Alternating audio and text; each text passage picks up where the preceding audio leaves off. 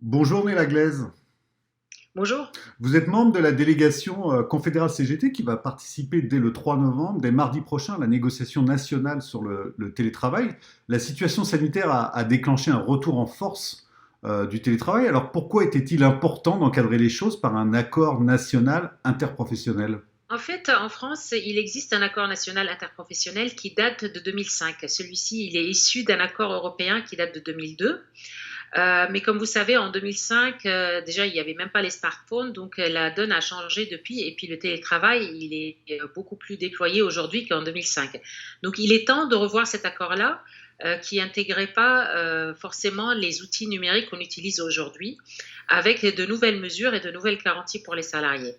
Après, il est important aussi d'avoir un socle commun pour tous les salariés. Un ANI, ça sert à ça, et d'autant plus que dans toutes les entreprises, il n'y a pas d'organisation syndicale pour négocier un accord d'entreprise. Donc au moins, il garantit les mêmes mesures pour tous les salariés.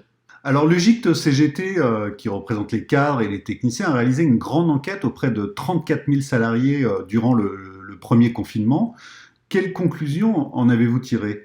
Oui, effectivement, l'UGICT a mené une enquête entre le 8 et le 24 avril, donc pendant le premier confinement. Cette enquête en ligne, elle a récolté 34 000 réponses, dont 12 000 télétravailleurs et télétravailleuses. Les données de cette enquête sont assez alarmantes. Notamment, on a noté une augmentation de la charge de travail pour 40% des cadres pendant le télétravail, pendant le confinement.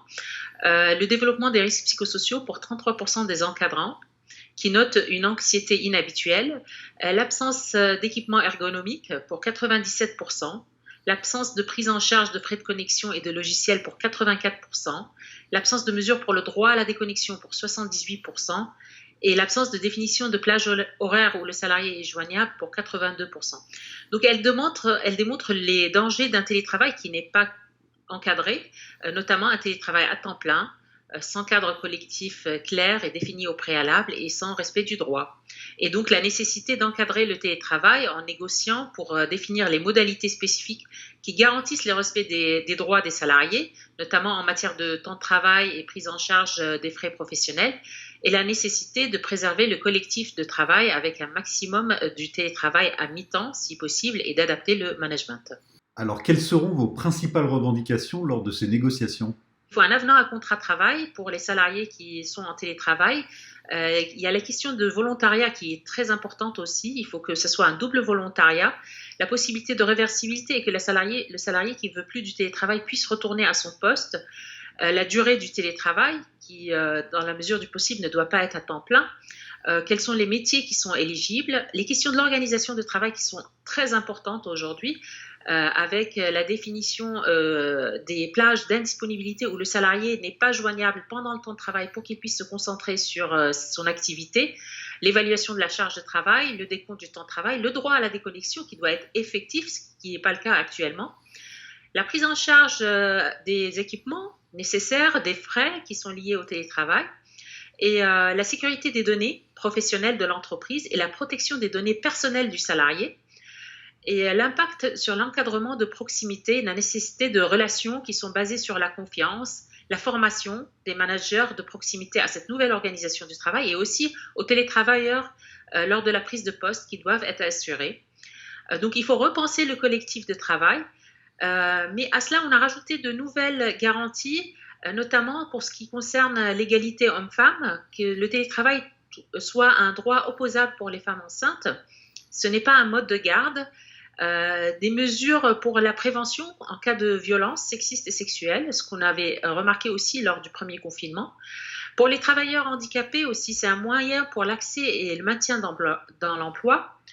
Et pour la question des aidants familiaux qui devient cruciale aujourd'hui avec l'allongement de la durée de vie, le télétravail est aussi une opportunité. Et enfin, et le plus important aussi, c'est l'exercice du droit syndical qui est aujourd'hui complètement entravé avec la généralisation du télétravail. Il nous faut de nouveaux droits syndicaux. Il faut absolument pouvoir communiquer aux salariés par la messagerie professionnelle, créer des espaces syndicaux sur les intranets des entreprises et pouvoir avoir des réunions syndicales via les outils électroniques professionnels pendant le temps de travail.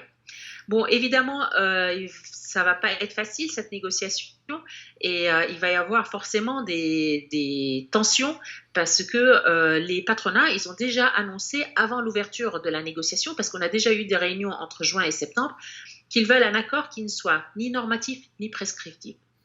Donc ça commence mal, mais on espère quand même que les choses vont évoluer, d'autant plus que le télétravail a tendance à se généraliser de plus en plus. Actuellement, le télétravail est présenté par les directions comme une faveur aux salariés, mais les gains financiers réalisés sont conséquents et il s'ajoute à cela les gains de productivité qui sont générés par l'activité en télétravail. Il faut dire que les salariés sont moins en arrêt maladie quand ils sont en télétravail, la réduction du temps de trajet, donc de stress que ça génère, de la fatigue, c'est aussi une opportunité pour repenser et optimiser les conditions de travail, notamment en restituant les gains de productivité au service de l'amélioration du bien-être des salariés. Enfin, que conseilleriez-vous à un salarié qui se verrait refuser la possibilité de télétravailler ou au contraire qui se verrait imposer cette forme de travail hors situation sanitaire? C'est pour cela que la question du volontariat, elle est très importante aujourd'hui. Quand on arrive à cadrer un télétravail, il faut que ce soit un avenant au contrat de travail et les conditions du télétravail doivent être précisées dans cet avenant. Donc quand on parle de volontariat, oui, tous les salariés n'ont pas envie de télétravail parce qu'on n'est pas égaux au télétravail. On n'a pas tous l'espace qu'il faut chez nous. On a peut-être plus besoin d'être avec des collègues. Certains ont plus besoin que d'autres. Donc, c'est pour cela qu'un accord d'entreprise est très important aussi pour pouvoir cadrer cela. Ce qu'on demande aussi dans les accords d'entreprise, c'est qu'il y ait des commissions qui peuvent arbitrer en cas de conflit, justement, si un salarié se voit imposer du télétravail ou refuser aussi. Donc, c'est pour cela qu'il faut aussi définir le périmètre, quels sont les métiers qui sont télétravaillables et quels sont les métiers qui ne sont pas télétravaillables. Et si l'employeur refuse l'accès au télétravail aux salariés, on demande que ce soit notifié par écrit avec une raison objective valable. Merci Néla Glaise, et l'Humanité suivra avec attention le déroulement de ces négociations. Merci.